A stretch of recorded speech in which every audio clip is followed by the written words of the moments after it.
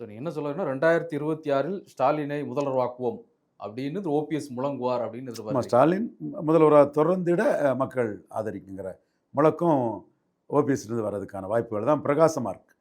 இது ஓபிஎஸ் ஆதரவாளர்கள், அவர்கிட்ட இருக்கக்கூடிய சில ஆதரவாளர்கள் வந்து கூட விரும்பலாம்.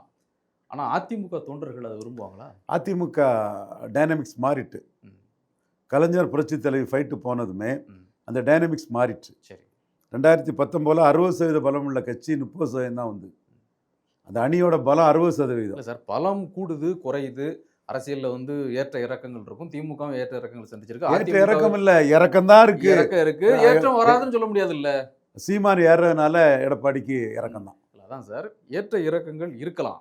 ஆனா அதற்காக வந்து அந்த எதிர்ப்பு நிலை அப்படிங்கிறது வந்து மாறிடாது. இல்ல, இப்போ அதிமுகவினுடைய முகமாக அவர் வெளியே இருந்தாலும் கூட, அவர் உள்ள வர முடியாவிட்டாலும் கூட அதிமுகவினுடைய முகமாகத்தான் திரு ஓபிஎஸ் பார்க்க. அவரு போய் நெடுஞ்செழியன், பாவுசா, சத்யவாணி முத்து இவங்கெல்லாம் ஏன் எம்ஜிஆர்ட்ட